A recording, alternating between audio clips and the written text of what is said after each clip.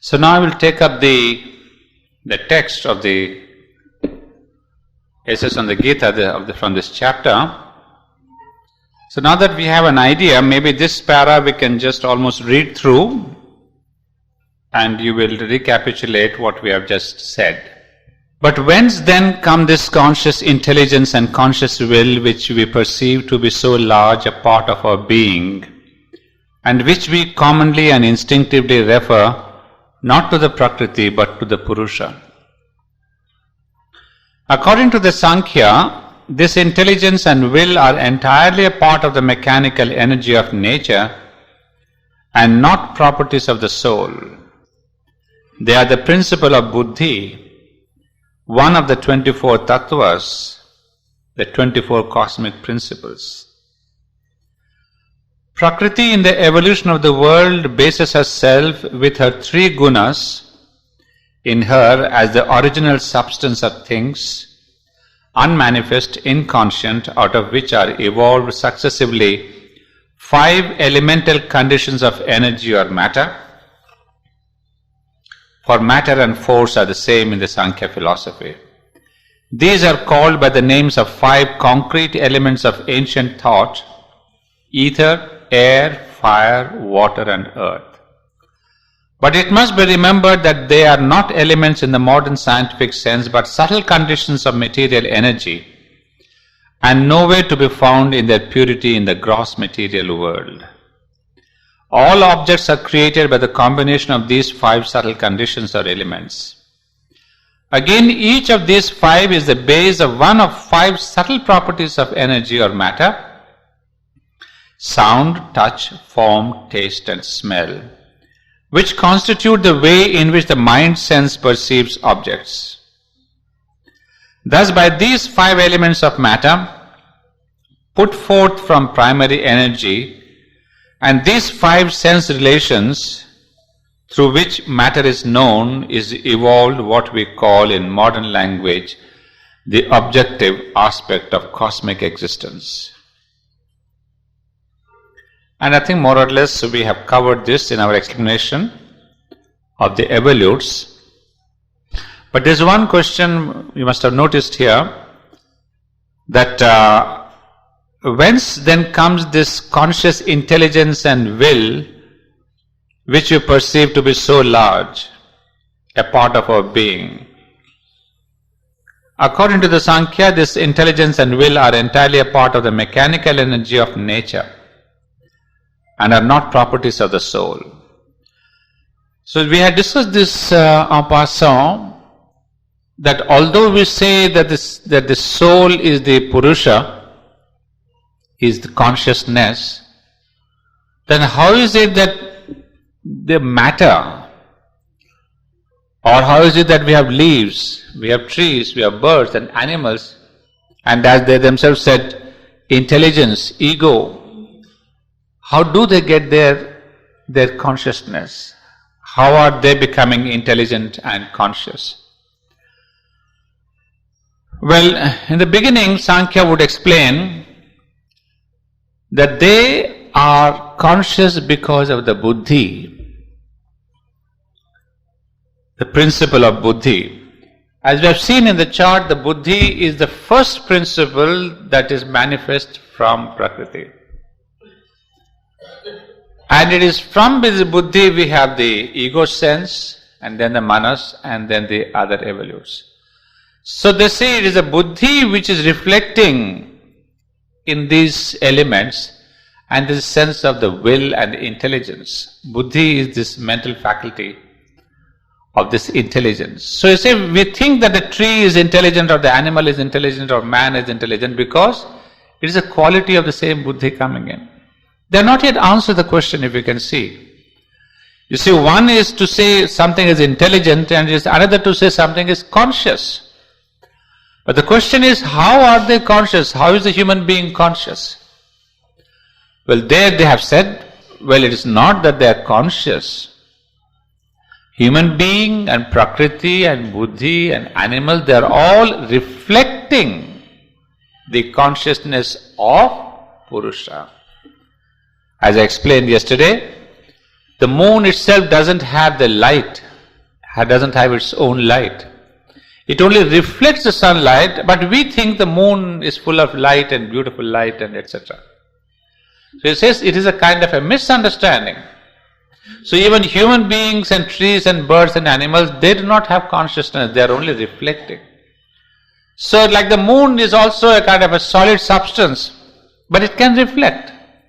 So similarly we are all solid concrete substances made out of these 5 elements, ether, fire, water, earth, etc. A different combination. And then we have all got a different combination of gunas, but we all reflect the Purusha. Now next para, he will describe a little more about Buddhi. 13 other principles constitute the subjective aspect of the cosmic energy. Well, if you remember, I had described these as the 10 objects, that is the Mahabhutas and Tanmatras. But now these are the 13 principles which we said as the subjective aspect. And what are they? Buddhi or Mahat, Ahankara, Manas, and its 10 sense functions. We have already numbered these 10 sense functions, out of which 5 of knowledge and 5 of action. Manas, mind, is the original sense which perceives all objects and reacts upon them. For it has at once an inferent and an efferent activity, receives by perception what the Gita calls the outward touches of things, Bhaya Sparsha, and so forms its idea of the world and exercises its reactions of active vitality. So we have here Manas, the mind. That's what I'm coming back to, this question of the mind. We are discussing about that. Is the original sense. So we said there are only 10 senses, but Manas is also taken to be the first sense, in fact, the original sense, which perceives all objects and reacts upon them. For it has at once an inferent and efferent activity, receives by perception, and so forms its idea of the world and exercises its reactions of active vitality. So that is where I said the yoga wants to control the mind, because the mind which receives the impressions and is the mind which reacts and responds. So the whole thing, the whole secret of our life lies in the mind, in the manas. But it specializes its most ordinary functions of reception by aid of the 5 perceptive senses of hearing, touch, sight, taste and smell, which make the 5 properties of things their respective objects, and specializes certain necessary vital functions of reaction by aid of the 5 active senses which operate for speech, locomotion, the seizing of things, ejection and generation. Buddhi, the discriminating principle, is at once intelligence and will. It is that power in nature which discriminates and coordinates. So you see the difference between mind and buddhi. Mind is a receiver of impressions. But it is buddhi that discriminates and is at once intelligence and will. It is that power in nature which discriminates and coordinates. You see, we may get a lot of impressions through our mind and into our mind through our hearing. You see, I'm hearing something, I'm hearing a noise behind, I'm seeing the trees here, I'm seeing all of you, I'm touching something. So there's a simultaneous input of data by all these 5 senses. But now this data could be confused. But there is no buddhi, the discriminating intelligence, which says, no, this sound is coming from behind, from the motor, from the polishing machine. This, because it recognizes, and it says, no, that man is not an outsider, is one of my own workers. So although there is an automatic input through my eyes of the man working there, the Buddhist says, no, don't worry, he is not an outsider. But the same thing, if there was an outsider, my eyes would see that a human being coming there, and the input would be somebody walking on the corridor, and the mind would say, hey, look, he's not your worker, he's somebody stranger, take care.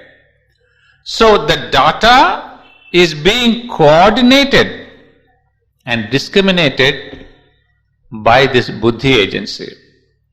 So that is why when we say, when somebody gets angry, somebody reacts and doesn't act logically, we'll say, hey, you lost your buddhi. Well, in India, in common parlance, we say, you lose your mind. But in our Sanskrit terminology, there's a difference between mind and buddhi. So buddhi is the higher faculty of discrimination. So when we say, we call the word buddhiman also. Somebody which really having a little balance, a controlled wisdom, a coordination. So there's a higher faculty. Ahankara, the ego sense, is the subjective principle in buddhi by which the Purusha is induced to identify himself with Prakriti and her activities. But these subjective principles are themselves as mechanical as much a part of the inconscient energy as those which constitute her objective operations. This is the important thing, the criticism, that although we call that these are subjective, that is the buddhi and the ahankara and the mind, etc., they are not subjective at all, because they belong to manas, they belong to prakriti. So when they belong to prakriti, they cannot be having anything of the consciousness. So they also belong to that inconscient energy which is operative in the ether, water, air, etc.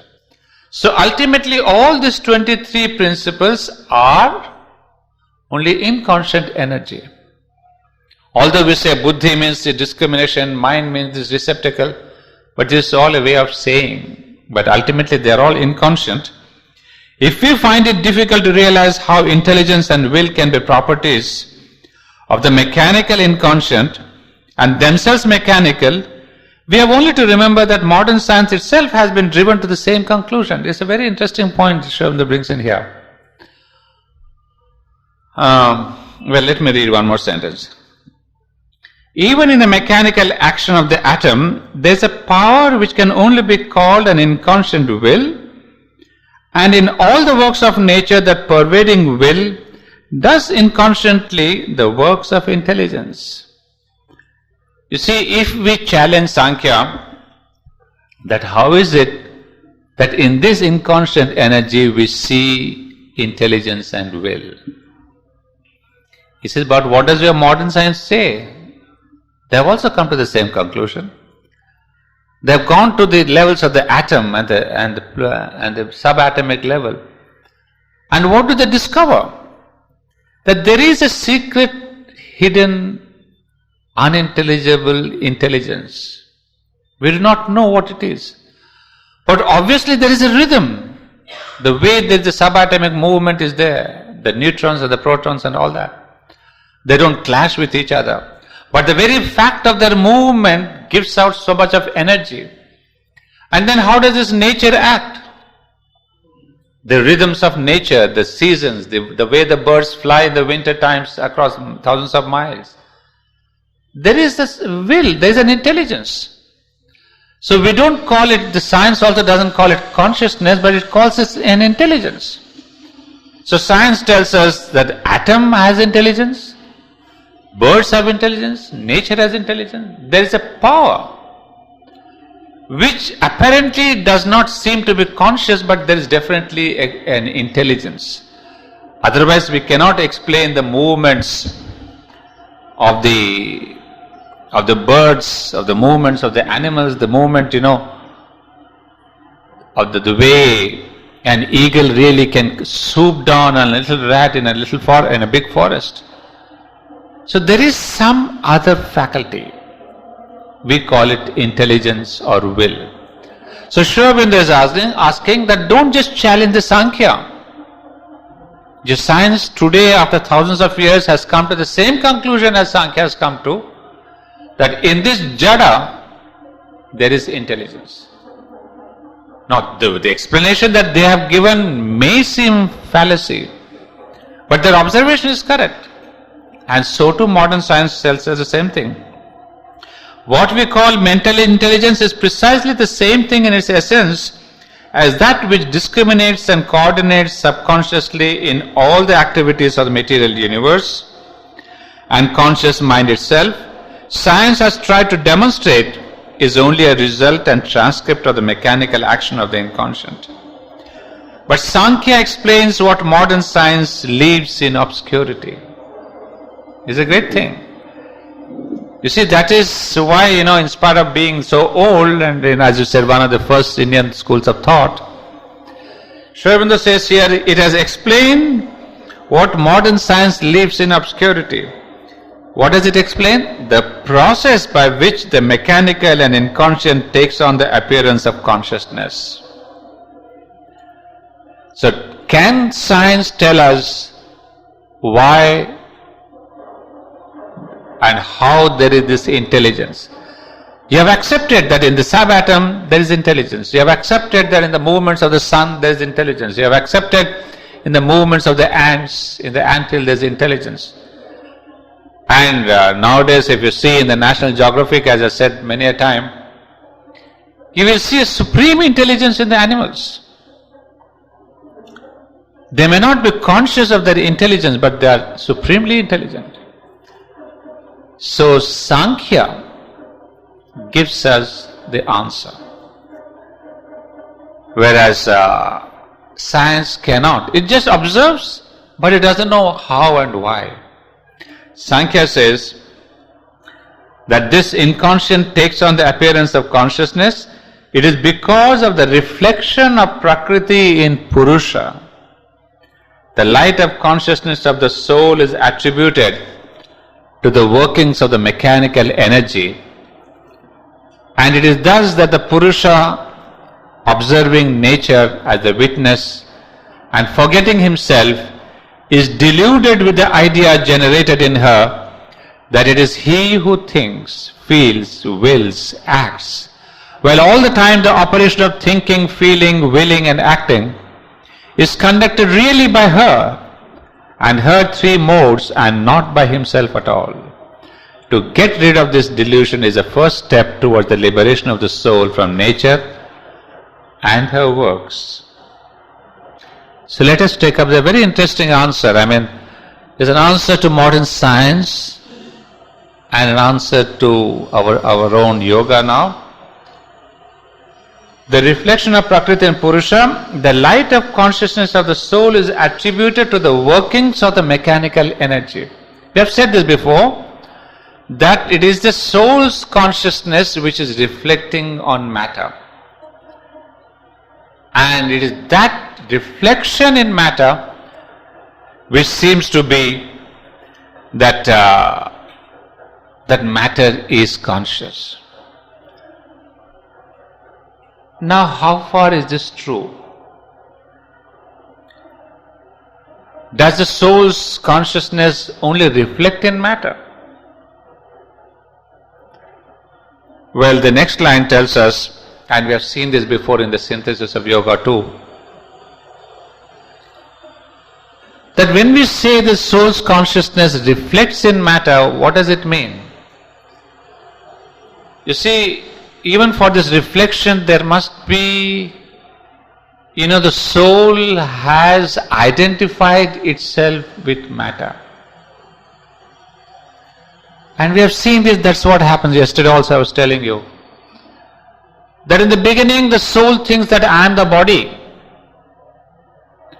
So when it is thinking I am the body, it is reflecting itself in the body. So the body seems to be my entire self, the most important thing, most beautiful thing, most, is the thing that I should care for. So this identification means giving out its itself into the body and thinking that I am the body. This identification is called reflecting itself in matter. And it is normal and natural that we are all thinking that the soul, that the body is my reality. But after a while, as we described in detail yesterday, we think, no, my body is only an instrument.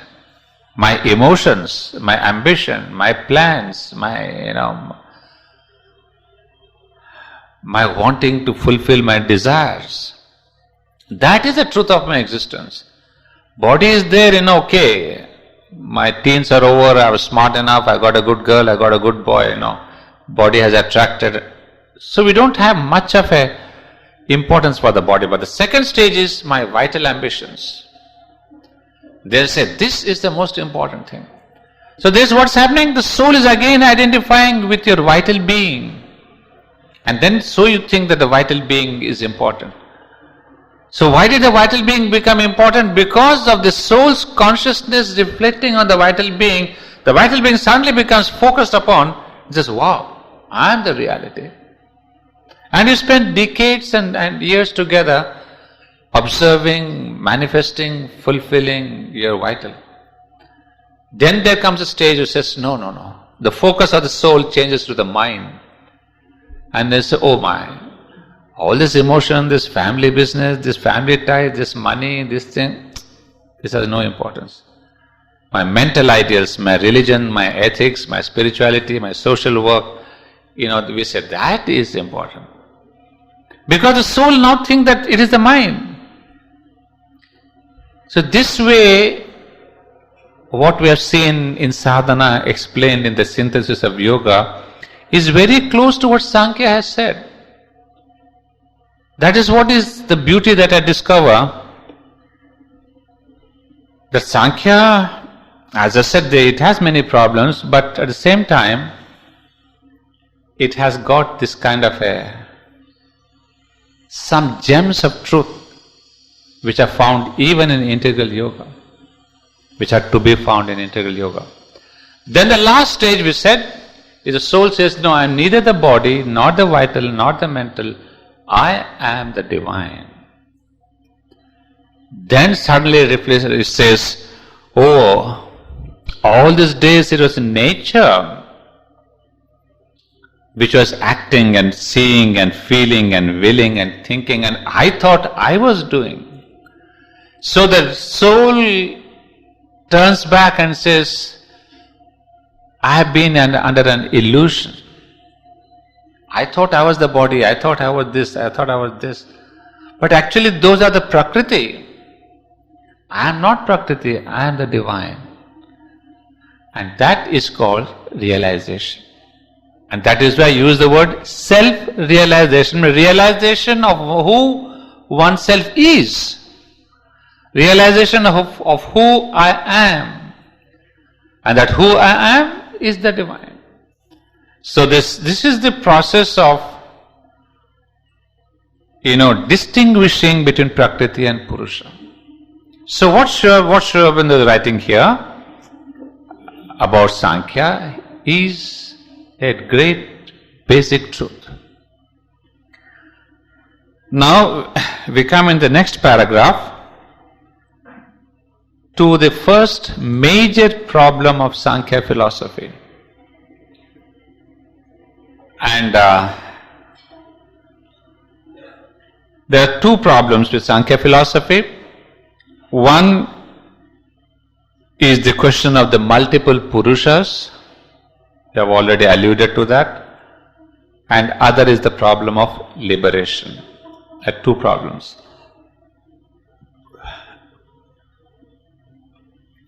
First one, I don't have to read from the other book because Aurobindo himself gives the answer to the problem.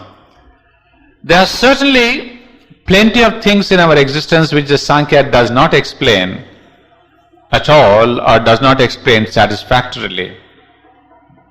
But if all we need is a rational explanation of the cosmic processes in their principles as a basis for the great object common to the ancient philosophies, the liberation of the soul from the obsession of cosmic nature, then the Samkhya explanation of the world and the Samkhya way of liberation seem as good and as effective as any other.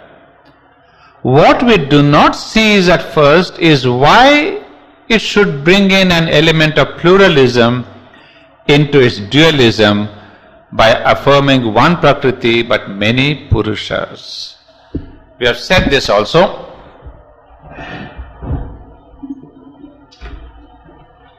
That we have Purusha. There is only, we said Purusha and Prakriti. But the funny part here is that there are many Purushas and only one Prakriti. You see, he started saying, well, there is Purusha and Prakriti, and Purusha's Sannidhi Matra, just going close to Prakriti, Prakriti starts creation. But then when it comes to the question of liberation, then Samkhya feels a little uncomfortable. What is the problem here? Now this is very catchy problem here. He would say, it would seem that the existence of one Purusha and one Prakriti should be sufficient to account for the creation and the process and procession of the universe. But the Samkhya was bound to evolve pluralism by its rigidly analytical observation of the principles of things. First, actually, we find that there are many conscious beings in the world, and each regards the same world in his own way and has his independent experience of its subjective and objective things, his separate dealings with the same perceptive and reactive processes. If there were only one Purusha, there would not be this central independence and separativeness, but all would see the world in an identical fashion and with a common subjectivity and objectivity. Well, we'll take up the problem, what Sri Aurobindo has given here. The problem arises this way, that you see, we are all different people here. And all of us look at the world in a different way. Each one has his own reaction to these different worlds and to this world. So what I say, for example, this hall is here. You have all come to Sakar. But each one of you has seen this place in a way peculiar to yourself. Some have a particular reaction, some have different reactions, some have appreciation, some have criticism, whatever. So if you have 40 of you, there have been 40 different views. That means what? That there is only one Prakriti, and there have been, say here the Prakriti we said is Sakar, for example. But the 40 of you have had different views and reactions. So what does it mean? That we have 40 different Purushas. Prakriti is one. Sakar is only one building here. But the 40 of you have got different views. So, Samkhya says, there must be 40 Purushas. I cannot say there are 40 Prakritis. I have offered you only one hall of here. I have not said there are 40 halls. I said only one hall. But in this one hall you have got 40 reactions. So obviously there must be more plurality of Purushas and a singularity of Prakriti. And a very logical one. We will see where the defect is, but as a view is right. And this is also important to see that if one of us does the yoga, goes to yama, niyama, asana, pranayama, and dharana, dhyana and samadhi, so one person is off the grip of Prakriti. So Samkhya says, because there are 40 Purushas, so one person, if he wants to go into Samadhi, you can go. and be off the grip of the gunas and the prakriti. So they say if there is only one Purusha, that means if one person goes to Samadhi, all the 40 people in the hall will go to Samadhi. It's not possible. That means one person can escape this Prakriti. Does it mean all the people in the world become beyond Prakriti or escape Prakriti, or escape this bondage and ignorance? No. So they argue saying, no, we are right in saying that there are many Purushas. Because basically we have seen all the reactions, and then once one person leaves this world, not only by death, but even in the ultimate spiritual sense of liberation, then the next 39 people remain as they are. So they say, where is the mistake here? Where is the lacuna? So logically they say, no, we are right. So one Purusha, one Prakriti and many Purushas is the theory that they propound. Now this is their argument. Now let us see the counter argument. Now this is from the other author, not from Aurobindo. This is from, as I told you, Dr. C. Sharma. In fact, all the arguments advanced by Samkhya to prove the plurality of the Purana or the Purushas turn out to be arguments to prove the plurality of the Jivas, which none has ever denied. Samkhya proves the plurality of Purushas by such flimsy arguments that if there were only one Purusha, the birth or death or bondage or liberation or experience of pleasure or pain or indifference of one should lead to the same result in the case of all, forgetting its own doctrine that the Purusha is not subject to birth or death or bondage or liberation or any action. Realizing this great defect, the commentators like Gaudapada etc. have maintained the reality of one Purusha only. Now this is, I hope you understand. Let me read one more argument, then I'll explain. Then they say, if Samkhya can reduce all objects to one Prakriti, why can it not reduce all the empirical souls to one Purusha by the same logic?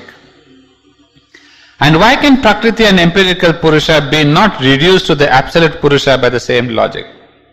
Again, if all the Purushas are essentially similar, if the essence of all is pure consciousness, how can there be really many?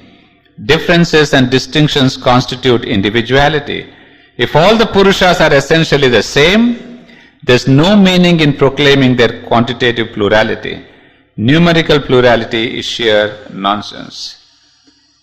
Well, of course, Aurobindo has another argument, but let's see the classical argument. First of all, they say that the Purusha is beyond birth or death or bondage or liberation. Here we said the basic argument is this question of, when I said he is off Prakriti, that means we meant the word liberation. That if one soul gets liberated from Prakriti, then all souls do not get liberated, so there are many Purushas. That was the argument. But then the classical argument is, can this Purusha get into bondage at all? By definition, no. Because what did we say? That the Purusha is only a witness aspect. It has no relation with Prakriti. It doesn't respond or react to its sorrow and pleasure and indifference, birth and death and liberation. So where is the question of one soul getting liberated when the soul is not even bound? So the first argument is that your question of the liberation of the soul is a fallacious one.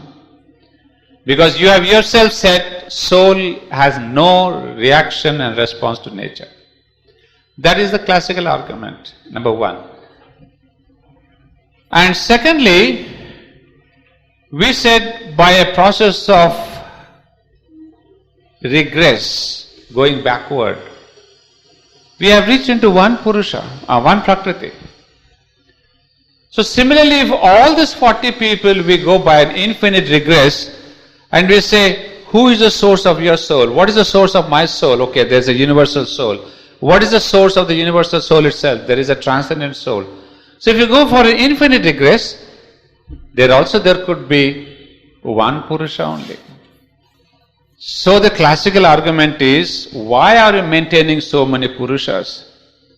If you are not maintaining, when we talk of Prakriti, I can also say many Prakritis. There are mountains, there are rivers, there are clouds, there are birds, there are animals, there are human beings, there are insects. I can say all this is one species of Prakriti. But you said no, all this is only one Prakriti. Isn't there a difference between a tree and a tree and a tree and an animal and a tree and a mountain and a river? Just like you are saying that there is a difference between all of us, the 40 people, there are differences in all the 40 tigers also. They are not one, there are 40 different tigers, like we have 40 different people. But you have clubbed all the 40 tigers plus all the 400 million animals, all the mountains and rivers into one. So the classical people say, what stops you and why should you stop in putting all these billions of individuals into one Purusha? So there also Samkhya has no answer. That is the second argument. This is the first one, and that is the second argument. And now we will take up what Aurobindo has to tell us. He says, if there were only one Purusha, there would not be this central independence and separativeness, but all would see the world in an identical fashion and with a common subjectivity and objectivity. This is the argument of the Samkhya. Because Prakriti is one, all witness the same world. Because our principles are everywhere the same, the general principles which constitute internal and external experiences are the same for all. But the infinite difference of view and outlook and attitude, action and experience and escape from experience, a difference not of the natural operations which are the same, but of the witnessing consciousness, are utterly inexplicable except on the supposition that there is a multiplicity of witnesses, many Purushas. The separative ego sense, we may say, is a sufficient explanation. But the ego sense is a common principle of nature and need not vary. For by itself it simply induces the Purusha to identify himself with Prakriti, and if there is only one Purusha, all beings would be one, joined and alike in their egoistic consciousness. However different in detail might be the mere forms and combinations of their natural parts, there would be no difference of soul outlook and soul experience.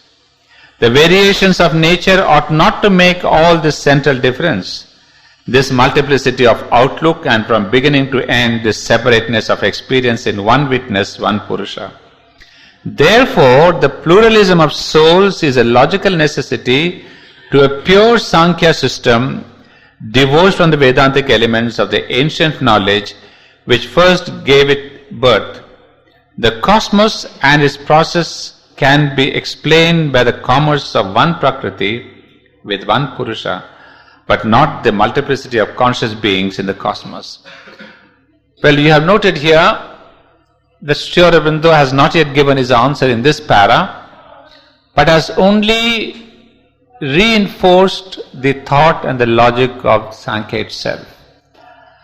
Well, I think we have explained that in a different manner, that how if there is one Purusha, there would be only one reaction.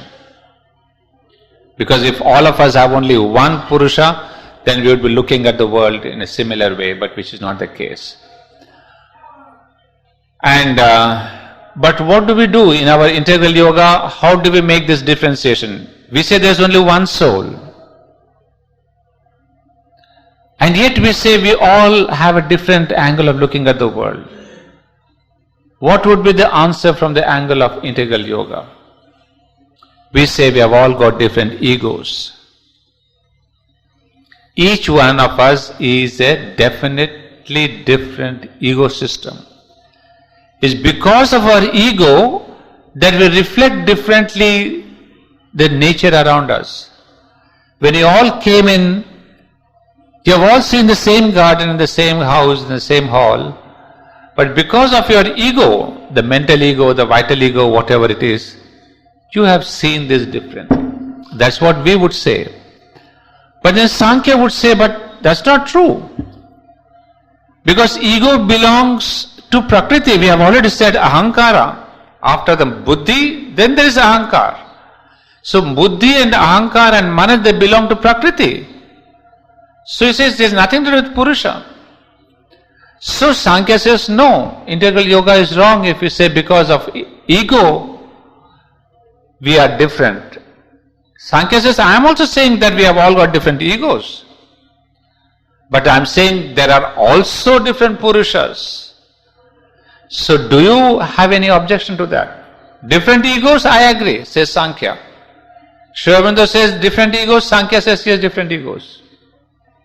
But then how do you counter the argument when Samkhya says we have many Purushas?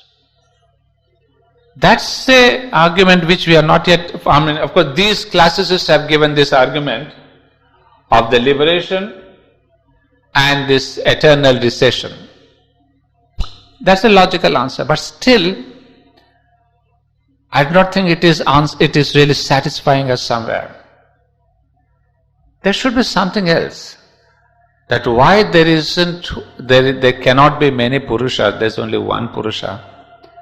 Because if you say many egos belongs to Prakriti, so Samkhya says, I'm sorry, I will not accept Aurobindo's argument. So we are still hung there midway, we do not have the proper answer. But maybe one more paragraph will tell us the answer.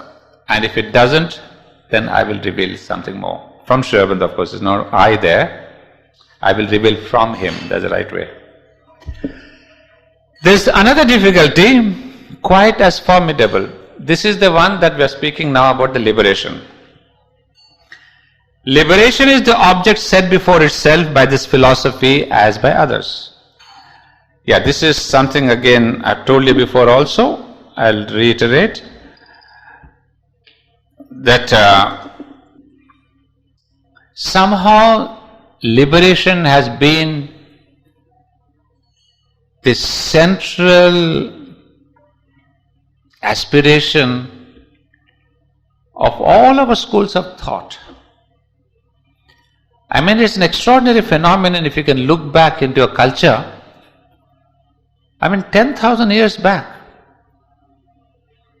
people have thought of a spiritual liberation. Today the West with all its culture and everything still does not think of liberation, spiritual liberation. They think of the material liberation, thinking more wealth and more this thing and more that, but that does not liberate, that binds you more. But our culture, you see, it stood and died only on this one principle that I want liberation. And for the seeking of liberation, it has found so many ways. That is also magnificent, that there is no one way of liberation. It's not the Christian way or the Islamic way or the Hindu way or the... There are dozens of ways.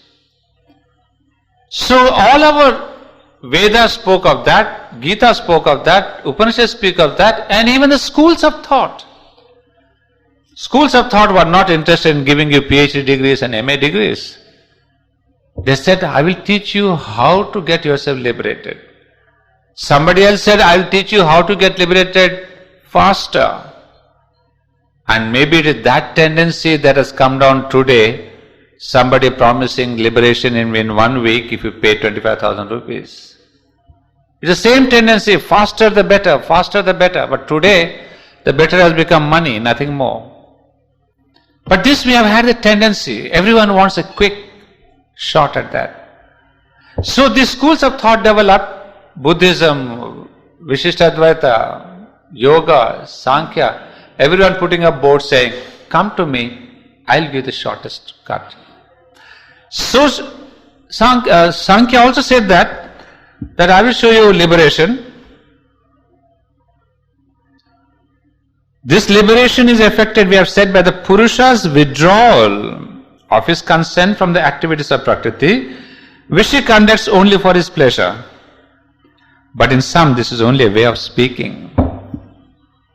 Very interesting.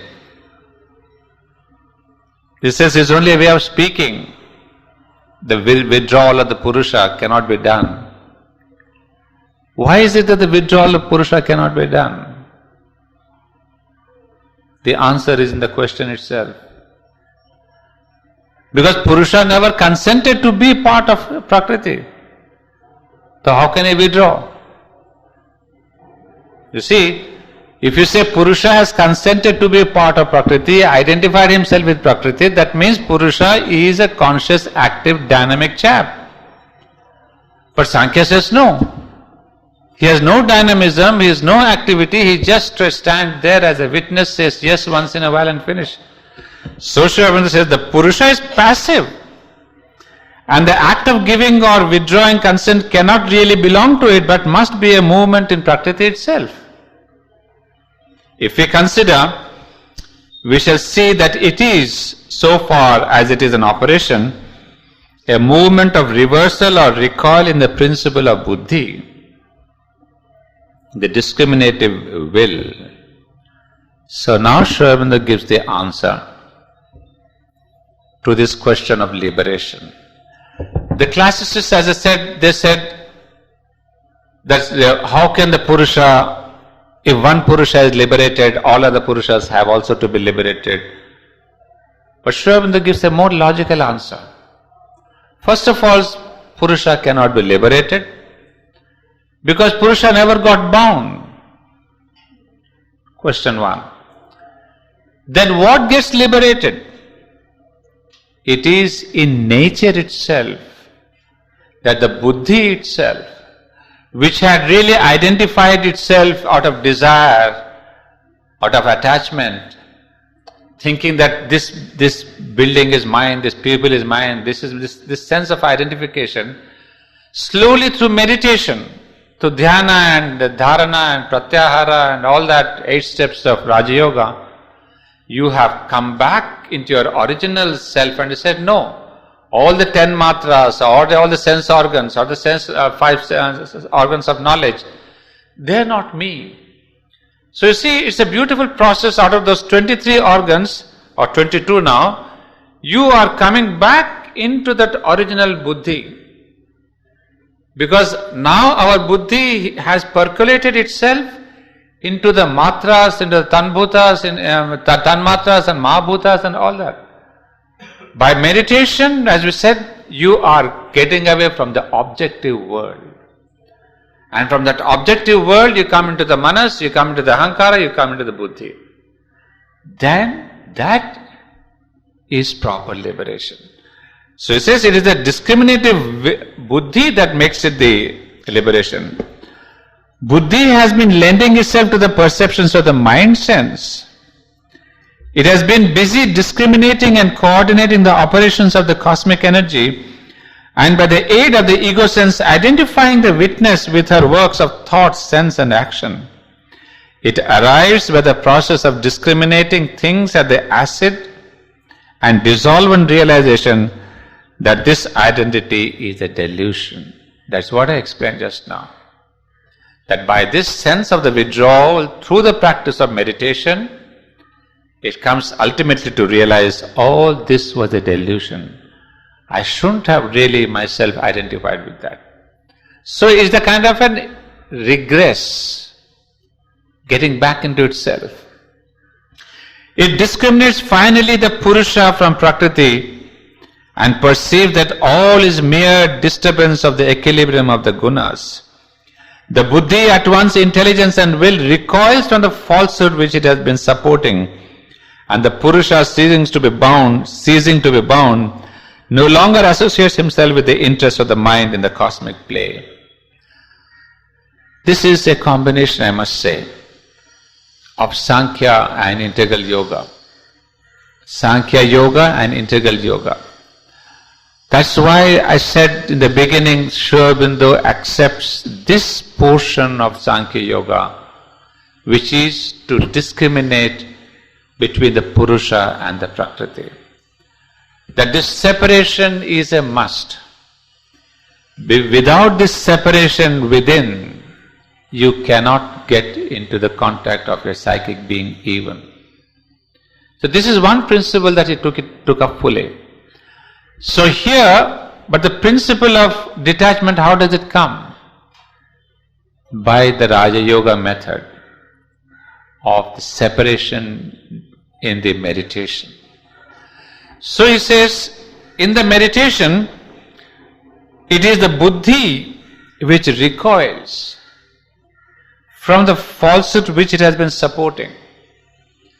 So if you say, this world, this object, this people, this ugliness of the world, if you start saying, no, I do not like it, this is not me. But when can you do that? If you come to the office and if you suddenly says, no, I'm not doing this work, this is an ugly job, you can't run the office. You've got to be pragmatic. So they say during the practice of meditation, you can achieve this sense of withdrawal and separate yourself. Because in meditation you're not supposed to be giving orders and anything commands to your subordinates. You're left to yourself. That is why the need of meditation, where you can separate yourself. So he says, it withdraws and then no longer associates himself. So you see, and you have seen Buddhi and Prakriti and Purusha. So Buddhi is the first one, the closest to Prakriti, closest to Purusha. So once this withdrawal comes to the level of Purusha, that is when the soul suddenly says, I'm not this body, mind and life. I am the divine. As I said, the last level of self-realization comes simultaneously when all this world withdraws into the buddhi. Otherwise, how do you think the soul says, I am the divine? It cannot say. Until the Prakriti really detaches itself, the soul cannot say, I am the divine.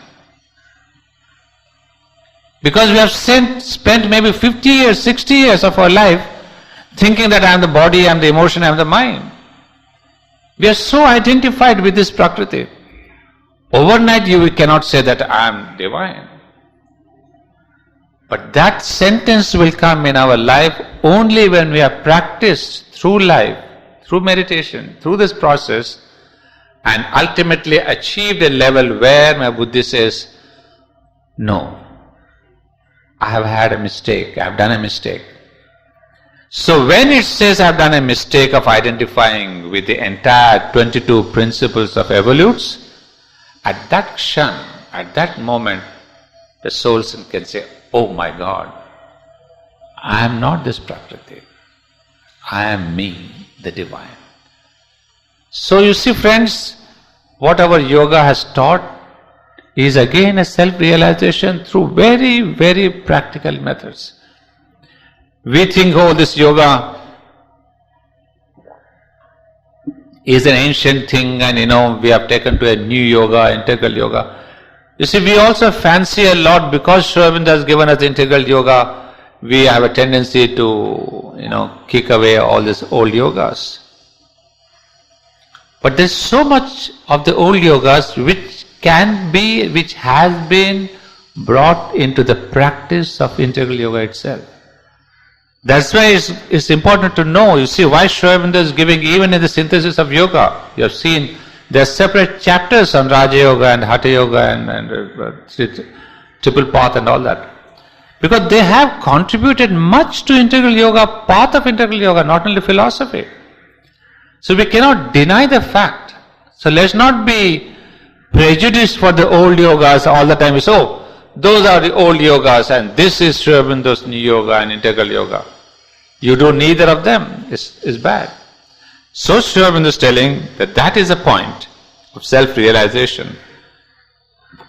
The ultimate result will be that Prakriti will lose her power to reflect herself in the Purusha.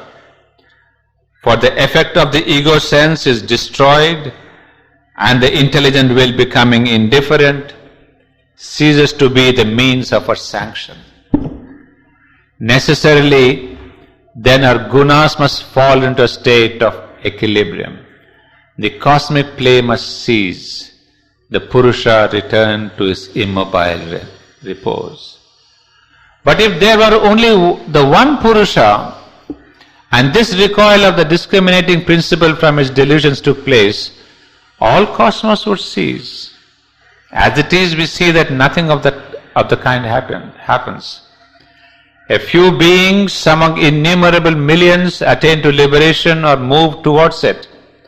The rest are in no way affected, nor is cosmic nature in her play with them one whit inconvenienced by this summary rejection, which should be the end of all her processes. Only by the theory of many independent Purushas can this fact be explained. The only at all logical explanation from the point of view of Vedantic monism is that of the Mayavada. But there the whole thing becomes a dream. Both bondage and liberation are circumstances of the unreality, the empirical blunderings of Maya. In reality, there is none freed, none bound. The more realistic Samkhya view of things does not admit this phantasmagoric idea of existence, and therefore cannot adopt this solution. Here too we see that the multiplicity of souls is an inevitable conclusion from the data of the Samkhya analysis of existence. So you see, Samkhya analysis, until we get to the true answer, is unanswerable. You cannot really throw it away and saying it is not big philosophy. Even Sri Aurobindo is pointing out time and again that this question of the ultimate detachment, ultimate liberation, going beyond the ego, all this can happen because we have many Purushas. Because if there's only one Purusha in the world and that Purusha withdraws from the world, then the world would collapse. That means what? The Purusha has said no, has withdrawn his consent to Prakriti, Prakriti would collapse. But he said that's not the case. There are so many Buddhas have come and Mahaviras have come and Christ have come and Krishnas have come. All these people have come and gone and had their own withdrawals from ignorance, but the world is continuing. So many yogis and saints have attained liberation, but the world has not changed a wee bit, is not even affected, it doesn't even bother. He says, okay, 10 yogis have gone liberation, fine, let them go, but I go my own way. So, obviously he says, the argument of the Sankhyas is irrefutable. But is that so? Vedanta says no. There is an answer. There is a counter answer to Samkhya. And what is that answer? A very simple one, I suppose. The simple answer that Vedanta says, which all of us know, is Mayavada.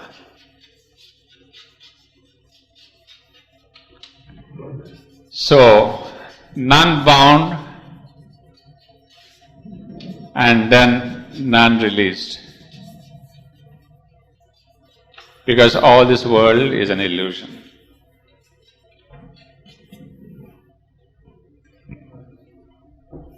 So, why argue about who is this Prakriti and who is this and all that? So Vedanta says, Advaita Vedanta, that this world is a Maya, there is nobody bound, no soul, no Purusha, only Brahman is the truth. But then obviously, Samkhya doesn't take that. And Samkhya has come after some of these things have been said. Of course, it comes much before Shankara. But still, some of this thought which occurs in the Upanishad, it rejects. It says, no, world is not an illusion. It is a reality because we feel, because they have said Prakriti and Purusha are two ultimate principles. If you say world is an illusion, that means Prakriti is an illusion. Prakriti is non-reality, and they say it's not possible. So if Prakriti is the reality, then the world is the reality. And if the world is the reality, liberation is the reality. So they say, this Advaita Vedanta, sorry, we don't accept. But then what? Do we accept the question of the Purushas? That there is a multiplicity of Purusha. This is something I think we have to really think deep. That is there any logical answer in Sri Aurobindo or not? Well, Gita has given some other answer. Maybe before we come to Sri Aurobindo's answer, we will see what the Gita has to say. Because I would really like some of you to think what could be Sri Aurobindo's answer to refute Samkhya. You have done Life Divine, Book 1, Book 2, Part 1, Part 2, 17 chapters, and we have only last 8 chapters to go. But could you find some logical answer to refute Sankhya's theory of multiple Purushas? I'll wait for your answer till tomorrow. We'll leave at the present. Because I don't want to really spoon feed you and say, this is what Sri Aurobindo has said. Now I think you are MPhil degree, if not the PhD. Across your BA, MA and MPhil. And I suppose you are strong enough to come out with an answer. So let's think over this problem and we'll see tomorrow. And tomorrow first I'll read out the Gita, then I'll see what Sri Aurobindo has said, what you have said, not what I will say. Right? So I'll leave it for that. I'll not like to give it right now.